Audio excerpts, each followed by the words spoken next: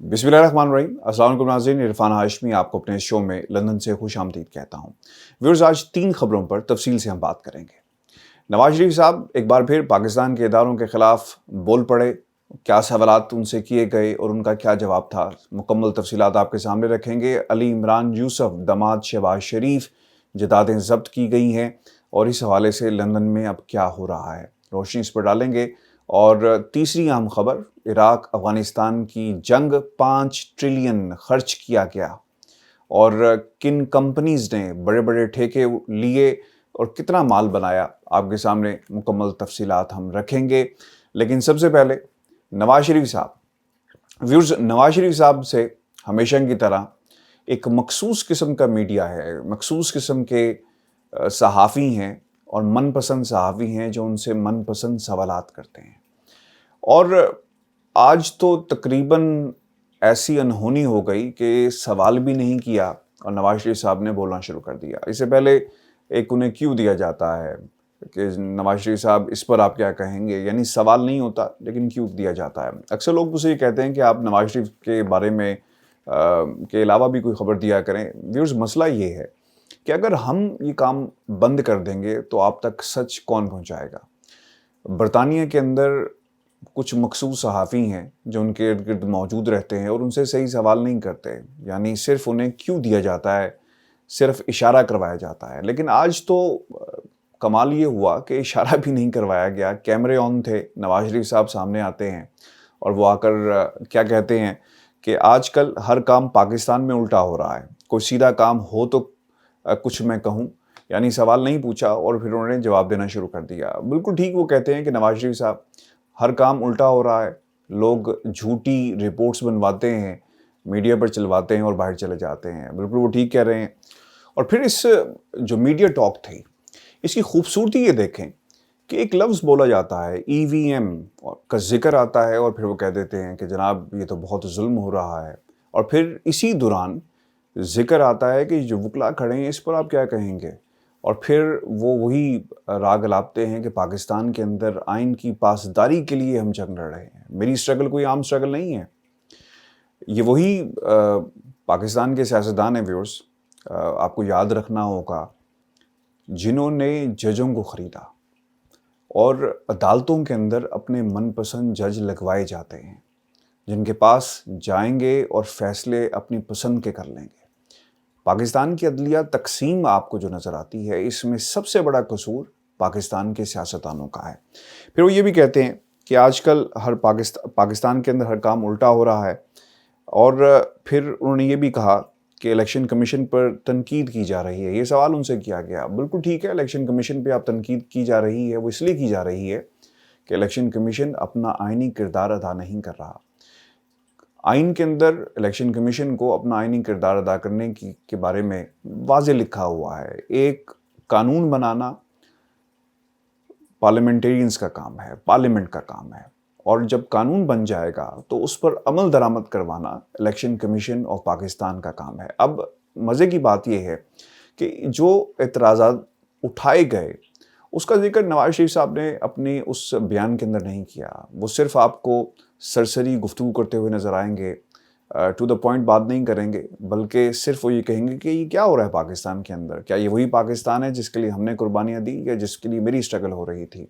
वो आपसे ऑब्जेक्टिव गुफ्तगू करते हुए नज़र नहीं आएंगे। वो आपसे जो 37 नकात, जो एतराज़ात उठाए गए, उस पर वो बात नहीं करेंगे कि वो लॉजिक क्या है जो इलेक्शन कमीशन ऑफ पाकिस्तान की तरफ से पेश की गई, और इस पर जो हुकूमती अराकीन हैं वो क्या कहते हैं, पाकिस्तान की हुकूमत क्या कहती है। और पाकिस्तान की हुकूमत तो ये कह रही है कि खुदारा इसको आप हैक करके दिखाएं, आप इस इलेक्ट्रॉनिक मशीन को झूठा साबित करें, और वो चैलेंज कर रही है। लेकिन इस पर कोई बात नहीं हुई। लेकिन आपको वही राग लापते हुए नज़र आएंगे, क्योंकि इस वक्त वो तमाम ताकतें जो पाकिस्तान के अंदर साफ शफाफ इलेक्शन नहीं होने देना चाहती, वो यकीनन एक तरफ है और पाकिस्तान की हुकूमत जो है वो इस वक्त एक तरफ है।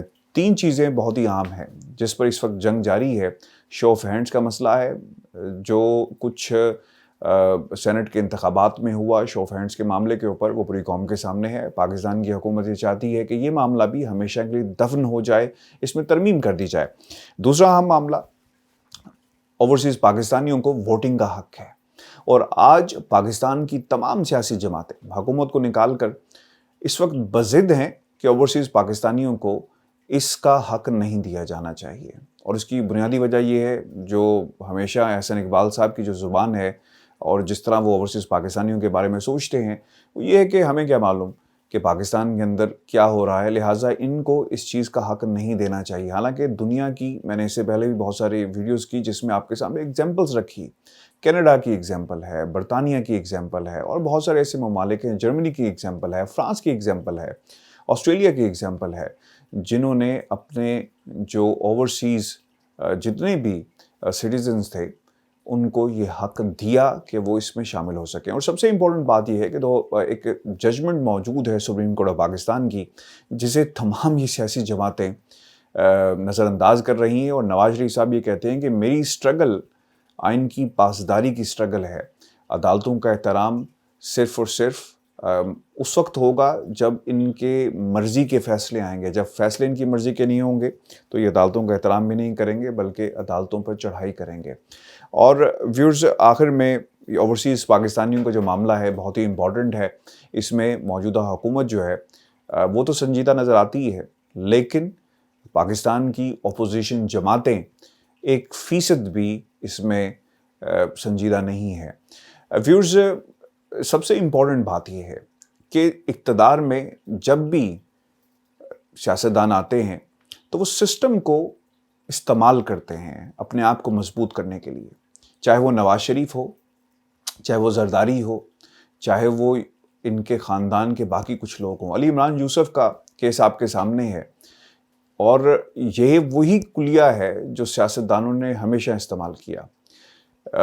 چھوٹے سیاستدان بھی یہی کرتے ہیں اور بڑے سیاستدان اور بڑے پولیٹیشینز بھی یہی کرتے ہیں. یعنی امریکہ بہادر نے بھی یہی کچھ کیا عراق کے اندر اور افغانستان کے اندر، جس پر میں آگے چل کے تفصیل سے بات کروں گا کہ پیسہ کیسے بنایا گیا.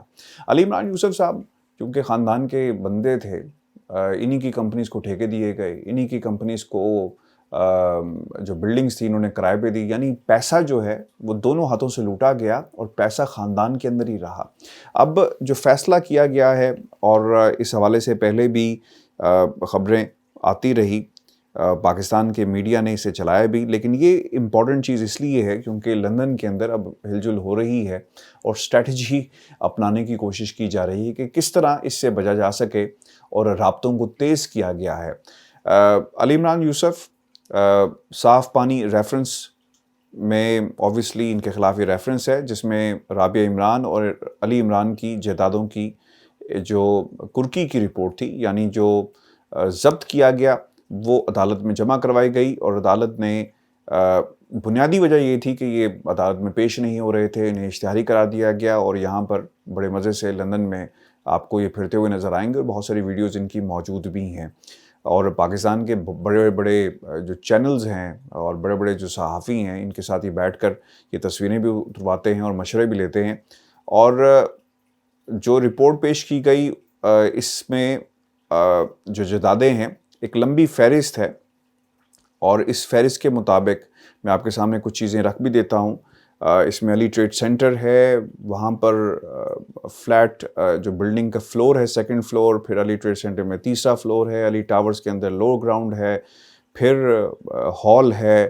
یعنی ایک لمبی فہرست ہے جو ان کی جائیدادوں کے حوالے سے تھی. اور پھر اس کے اندر کمپنیز جو ریکارڈ حاصل کیا گیا اس کے مطابق علی فاطمہ ڈیولپرز پرائیویٹ لمیٹڈ، ان کے شیئرز ہیں تقریباً 10 لاکھ کے قریب شیئرز ہیں. اس کے علاوہ SMC پرائیویٹ لمیٹڈ ہے، علی کمپنی، پھر حدیبیہ انجینئرنگ ہے، اس کے بھی شیئرز ہیں، پھر شریف پولٹری فارم ہے، اس کے بھی شیئرز ہیں جنہیں ضبط کیا گیا. پھر اس کے علاوہ غوثیہ اعظم ڈیولپرز ہیں اور اس کے علاوہ علی پروسیسڈ فوڈ لمیٹڈ ہے، مدینہ فیڈز پرائیویٹ لمیٹڈ ہے. اس کے علاوہ علی ٹریڈ سینٹر میں بہت سارے فلورز ہیں جن کو اس حوالے سے ضبط کیا گیا ہے. اچھا، اب یہ وہ تمام ڈیٹیلز ہیں جو ریکارڈ کے اوپر موجود ہیں، لیکن ویورز یاد رکھیے گا جیسے میں نے پہلے بھی کہا کہ طریقہ کہ واردات وہی ہے، چاہے وہ چھوٹا چور ہو چاہے وہ بڑا چور ہو، جن پہ یہ الزام ہے وہ سسٹم کو مینیپولیٹ کرتا ہے. اور یہی کچھ ان سیاستدانوں نے تو پاکستان کے اندر کیا، یعنی اپنی کمپنیز کو فائدہ پہنچایا، اپنے خاندان کے لوگوں کو فائدہ پہنچایا، لیکن یہ کھیل بڑے لیول کے اوپر امریکہ نے بھی کیا۔ اب جو حقائق سامنے آ رہے ہیں بہت ہی خوفناک ہیں۔ امریکہ نے $5 ٹریلین عراق اور افغانستان کی جنگ میں خرچ کیا، اور ایک پیسہ بھی افغانستان میں یعنی اس کی بحالی کے لیے خرچ نہیں ہوا، اور اس کی بنیادی وجہ یہ تھی کہ پیسہ کسی طرح بنایا جائے، اور کچھ ڈیٹیلز میں آپ کے سامنے رکھ دیتا ہوں۔ اور 20 سالوں کے اندر اس پیسے کو وہاں پر خرچ کیا گیا، اور سب سے زیادہ اگر ہم یہ بات کہیں کہ اس کا فائدہ کس کو ہوا تو ڈیفنس انڈسٹری کو ہوا۔ ڈیفنس انڈسٹری میں پیسے لگائے گئے، خفیہ اکاؤنٹ سے لگائے گئے، اور وہاں پر بڑی بڑی کمیشنز جو ہیں وہ بنائی گئی ہیں۔ اچھا، اب سب سے امپورٹنٹ چیز یہ ہے کہ آپ نے افغانستان کے اندر فوجیں اترتی ہیں تو پرائیویٹ کانٹریکٹرز کو بھی ملٹری کو فیسیلیٹیٹ کرنے کے لیے وہاں پر اتارا گیا۔ یہ المیہ رہا افغانستان کے ساتھ۔ اور کانٹریکٹر کے ذمہ کیا تھا؟ یہ بہت ہی امپورٹنٹ ڈیٹیلز ہیں۔ یعنی آپ نے افغانستان کے اندر جو ٹرکس امریکی فوج چلاتی ہے یہ پرووائڈ کیے گئے، جہاز پرووائڈ کیے گئے، اور پھر فیول جو سب سے امپورٹنٹ چیز ہے کسی بھی جنگ کے اندر وہ مہیا کیا گیا، یہ کانٹریکٹر کے ذمہ ہے۔ پھر ہیلی کاپٹرز، بہت بڑی تعداد کے اندر ہیلی کاپٹرز وہاں پر پہنچائے گئے، شپس ہیں، ڈرونز ہیں، ویپنز ہیں، اور پھر یہ صرف نہیں ہے، یعنی آپ نے ایک بہت بڑی فوج افغانستان کے اندر اتار دی ہے تو پھر ان کی خوراک کا کون ذمہ اٹھائے گا؟ کیٹرنگ سروسز بھی اس میں شامل ہیں، پھر کنسٹرکشن اس میں شامل ہے، جہاں پہ ان کو رکھا جائے گا، جہاں پہ یہ رہیں گے، جو فیسلٹیز بنائی جائیں گی، اس کے لیے کانٹریکٹرز کو ہائر کیا گیا۔ پھر آئی ٹی ہے، پھر لاجسٹکس ہے، اور سب سے امپورٹنٹ بات ہے، اور یہ سب سے امپورٹنٹ اس لیے ہے اور یہ حیران کن ہے اس لیے کہ امریکہ کی فوج اگر ان کی تعداد مثال کے طور پہ 15,000 ہے تو کانٹریکٹرز یعنی ان کی تعداد 1,000 ہو سکتی تھی، 2,000 ہو سکتی تھی، اتنی ہی بڑی تعداد میں، یعنی امریکی فوجیوں سے بڑی تعداد میں 22,000 کے قریب کانٹریکٹرز افغانستان کے اندر موجود تھے۔ اور پھر 22,562 کی یہ فگر جو ہے یہ موجود ہے، ریکارڈ کے اوپر موجود ہے، جو امریکی فوجیوں سے بھی بہت زیادہ ہے۔ اچھا، اب اس میں سب سے امپورٹنٹ چیز یہ تھی کہ فنڈنگ کو کیسے لایا جائے۔ یاد رکھیے گا، جب بھی کبھی کسی ملک کے اندر کوئی ہنگامی صورتحال ہوتی ہے تو ایمرجنسی فنڈز ہوتے ہیں جس کا جس طرح مرضی آپ استعمال کریں، لیکن یہاں پر کیا ہوا کہ کانگریس نے ہنگامی فنڈنگ کو استعمال کیا۔ اور عام طور پر ہوتا یہ ہے کہ ہنگامی فنڈنگ کو اگر ملک کے اندر سیلاب کی سچویشن ہو، ملک کے اندر طوفان آ جائے، یا پھر کوئی قدرتی آفت سے نمٹنے کے لیے، تو اس پیسے کو اس طرح استعمال کیا جاتا ہے۔ لیکن یہاں پر کیا ہوا کہ کانگریس نے ایمرجنسی فنڈنگ کے نام پر یہ پیسے ریلیز کیے، اور پھر اسے افغانستان کے اندر انڈسٹری، جو ڈیفنس انڈسٹری تھی، جو کانٹریکٹرز تھے، جو فیسیلیٹیٹ کر رہے تھے امریکی فوج کو، اس کے لیے استعمال کیا گیا۔ اچھا، اب اس کے اندر سب سے امپورٹنٹ چیز یہ ہے کہ تمام تر جو انتظامی امور ہیں وہ پینٹاگون کے اندر چل رہے ہیں، اور کانٹریکٹرز کو کانٹریکٹ دینے کے لیے سب وہاں پہ مشنری کام کر رہی ہے۔ یعنی سیاستدان، پینٹاگون، جو بھی کانگریس مین ہے، وہ اگر فیسیلیٹیٹ کانٹریکٹرز کو کریں گے تو پھر کہیں نہ کہیں جا کر اس کا فائدہ کسی نہ کسی کو ہوگا اوبیسلی۔ اور پھر سب سے انٹرسٹنگ بات یہ تھی کہ بڈنگ پروسیس نہیں ہے۔ جس طرح نواز شریف صاحب اور شہباز شریف صاحب نے کہیں پہ کوئی نام و نشان ہی نہیں چھوڑا، اور بڈنگ کے پروسیس کو بھی کم سے کم رکھا، یعنی چاچے کو دے دیں، بیٹے کو دے دیں، بھتیجے کو دے دیں، اسی طرح کانٹریکٹس وہاں پر بھی اسی طرح دیے گئے، اور بڈنگ پروسیس کو بہت آسان بنایا گیا۔ اور سب سے امپورٹنٹ چیز یہ ہے کہ 10% جو فنڈنگ تھی اسے سائڈ پہ کیا گیا اور خفیہ اکاؤنٹس میں ڈال دیا گیا۔ یعنی کوئی یہی نہ پوچھ سکے بھائی جان یہ پیسہ کہاں سے آیا ہے اور کہاں جا رہا ہے۔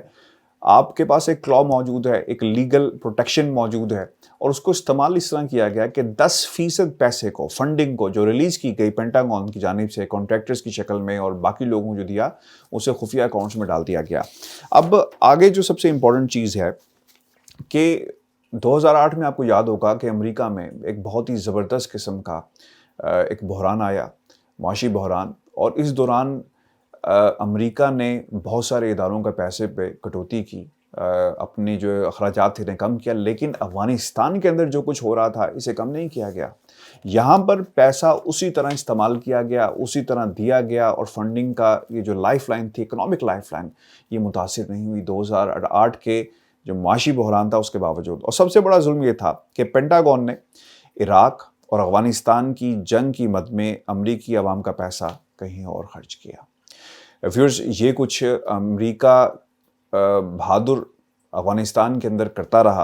اور سب سے امپورٹنٹ چیز یہ ہے، اور ہمیں یہ بھی نہیں بھولنا چاہیے کہ اس دوران جو ڈیفنس انڈسٹری تھی وہ بڑھ رہی ہے امریکہ کی، اور پھر جو سٹاکس تھے اس میں 60% اضافہ ہوا. جب کانٹریکٹس مل رہے ہوں گے، خرچہ ہو رہا ہوگا، پیسہ بن رہا ہوگا، تو ظاہر سی بات ہے کہ اسٹیبلٹی سٹاکس کے اندر آئی جاتی ہے. پھر آپ کو یہ بھی یاد رکھنا ہوگا کہ اس پورے پروسیس کے اندر the big five، یعنی یہ big five کون سی ہیں؟ بڑے بڑے کانٹریکٹرز ہیں امریکہ کے، جو امریکن جو ڈیفنس انڈسٹری ہے اس کو فیسیلیٹیٹ کرتے ہیں، آرڈرز کو پورا کیا جاتا ہے. اگر گن شپ ہیلی کاپٹرز چاہیے، ایئر کرافٹ چاہیے، تو ان کی ذمہ داری ہے، جس میں سب سے پہلے لاک ہیڈ مارٹن کا نام آتا ہے. پھر اس کے بعد دوسری بڑی کمپنی بوئنگ ہے، ریتھون تیسری بڑی کمپنی تھی، اینڈ نارتھروپ گرنمین چوتھی بڑی ہے، ہیوز ایئر کرافٹ، میکڈونلڈ ڈگلس یہ پانچویں بڑی کمپنی ہے. اور انہوں نے 480 بلین ان کے حصے میں آیا. یہ چھوٹی رقم نہیں ہے جو انہوں نے خرچ کی. اور پھر آپ کو یہ بتاتے چلیں کہ جتنی بھی سیلز انہوں نے کی ہیں ان میں سے 1% بھی افغانستان اور عراق میں جو اکوپمنٹ یوز کیا گیا اس کے لیے نہیں تھا. اچھا، عراق اور افغانستان کی جنگ امریکی کانٹریکٹرز کے لیے اگر یہ کہا جائے کہ ایک سونے کی چڑیا تھی، ایک ایسی مرغی تھی اور جس نے سونے کے انڈے دیے، تو یہ غلط نہیں ہوگا. آپ کو یہ بتاتے چلیں کہ لاک ہیڈ مارٹن نے بلیک ہاک ہیلی کاپٹرز یہ رسپانسبل تھے. بوئنگ جو ہے اس نے تقریباً ایئر کرافٹس اور لینڈ کامبیٹ وہیکلز جو ہیں یہ بڑی تعداد کے اندر امریکہ کو بنا کر دیے. پھر اس کے بعد ریتھون جو کمپنی ہے اس کی ذمہ داری یہ تھی کہ افغانستان کی ایئر فورس کو تیار کیا جائے، ان کی ٹریننگ کو بہتر بنایا جائے. تو انہوں نے جو افغانستان کی ایئر فورس ہے اسے تیار کیا. اس کے علاوہ نارتھروپ گرومن اور جنرل ڈائنامکس، ان کی ذمہ داری یہ تھی کہ انہوں نے الیکٹرانکس اور کمیونیکیشن کے آلات جو ہیں وہ امریکی فوج کو مہیا کریں. اس کے علاوہ بہت ساری دوسری کمپنیز بھی ہیں جنہوں نے چھوٹی مقدار میں جو چھوٹا اکوپمنٹ ہے اسے امریکی فوج کو بھیجا. اور سب سے جو امپورٹنٹ چیز تھی، اور یہ آپ کو حیرانگی بھی ہوگی سن کر، کہ پینٹاگون دنیا میں سب سے بڑا پرچیز کرنے والا کوئی ادارہ تھا جس نے تیل کو سب سے زیادہ خریدا. چونکہ تیل یہ خریدتے تھے اور افغانستان میں بھیج دیا جاتا تاکہ وہاں پر ان کے ٹینک چل سکیں، ان کی مشینری چل سکے. تو Pentagon was the highest buyer of oil in the world. اور یہ حیران کن جو ہے بات ہے، کیونکہ پیسہ جو ہے یہ بھی یاد رکھیے گا، یہ امریکی ٹیکس پیئر کا پیسہ نہیں تھا کہ پیسہ خرچ کیا گیا. یہ وہ پیسہ ہے جس کو قرضہ لے کر کانٹریکٹرز کو دیا گیا. اور یاد رکھیے گا کہ امریکہ کی عوام اپنی ساری عمر اب یہ قرضہ اتارے گی، اور ان کے حالات جو ہیں وہ اتنے جلدی جو ہیں وہ بہتر نہیں ہو پائیں گے. ایک اور جو امپورٹنٹ چیز ہے، 2.4 بلین پیسہ جو ہے وہ لابنگ کے اندر خرچ کیا گیا، یعنی ایک دنیا کا مزاج بنایا جائے. وار آن ٹیرر شروع ہوتی ہے افغانستان کے اندر، ایک نیریٹو بلڈ کیا جاتا ہے کہ افغانستان عراق کے اندر جو ہے کیمیائی ہتھیار ہیں. یہ وہی کیمیائی ہتھیار ہیں جس کے اوپر ٹونی بلیئر نے بھی معافی مانگی. یہ غلط تاثر دیا گیا اور پھر برطانیہ اس جنگ کا حصہ بن جاتا ہے. نیریٹو بلڈنگ آج کی دنیا میں بڑی امپورٹنٹ ہے. بھارت جو کچھ کر رہا ہے پاکستان کے حوالے سے، ایک جھوٹا پروپیگنڈا کہ پنجشیر کے اندر پاکستان کی مدد سے جو ہے وہ اٹیک کیا جا رہا ہے اور ہیلی کاپٹرز اور پتہ نہیں کیا کچھ موجود ہے. تو ایک دنیا کا نیریٹو بنایا جا رہا ہے. اس میں بہت جان ہے. جو میڈیا وار ہے، یہ اس سے بڑی جنگ جو ہے وہ کوئی گولی کی جنگ نہیں ہو سکتی، یا توپوں یا بندوقوں کی جنگ نہیں ہو سکتی. ایک نیریٹو بلڈنگ، اور اس کے بعد آپ بندوقیں لے کر پہنچ جائیں. تو امریکہ کے ساتھ جو کچھ بھی ہوا، 20 سال بندوقیں، ٹینک اور پتہ نہیں کیا کچھ افغانستان کے اندر رہا، لیکن وہ جنگ نہیں جیت سکے. لیکن اس سے پہلے جو جنگیں بنائی جاتی ہیں وہ میڈیا وار کے ذریعے بنائی جاتی ہیں، اور اتنا پیسہ افغانستان کے اندر، عراق کے اندر جھونکا گیا اس لیے کہ کسی طرح انڈسٹری کو بوم ملے گا، انڈسٹری یعنی ڈیفنس انڈسٹری بہتر ہوگی تو پیسہ بنے گا. اور یہ ایک ایسی جھوٹی جنگ تھی جو افغانستان کے اندر اور اس سے پہلے عراق کے اندر ہوئی، اور صرف وجہ جو تھی وہ یہ تھی کہ کسی طرح پیسہ بنایا جائے. ویورز، سیاستدان چھوٹا ہو، ملک چھوٹا ہو، حکومت چھوٹی ہو یا بڑی ہو، طریقہ کار صرف ایک ہے، طریقہ واردات صرف ایک ہے، وہ یہ ہے کہ کانٹریکٹس لیے جائیں اور پھر ان کانٹریکٹس کی بنیاد کے اوپر پیسہ کیسے بنانا ہے. اپنے کمنٹس ضرور بھیجیے گا. شاید بعض لوگوں کو میری اتنی ایکسٹریم ایگزامپلز جو ہیں پسند نہ آئیں، لیکن طریقہ کار یہی ہے. اپنے کمنٹس ضرور بھیجیے گا اس مدعے کے اوپر، تاکہ ہمارا یہ جو کنیکشن ہے وہ اسی طرح رہے. اور میں کوشش کروں گا کہ گائے بگائے آپ کو لندن کی جو اہم خبریں ہیں ہم آپ تک پہنچاتے رہیں، کیونکہ بعض لوگوں نے یہ بھی کہا کہ آپ جو کچھ لاہور میں ہو رہا ہوتا ہے اس پہ بھی بات کرتے ہیں، اور لندن میں نواز شریف کی بات کم از کم مت کیا کریں. دیکھیں، لندن میں نواز شریف صاحب جب بولیں گے، جب کوئی بھی یہاں پہ ایکٹیویٹی ہوگی، ہم ضرور آپ تک لے کر آئیں گے، کیونکہ اگر میں نہیں لے کے آؤں گا تو یقیناً پاکستان کا وہ میڈیا جو ان کے لیفٹ رائٹ پہ چلتا ہے یہ باتیں آپ تک نہیں پہنچائے گا. اجازت دیجیے، اللہ نے کے بعد.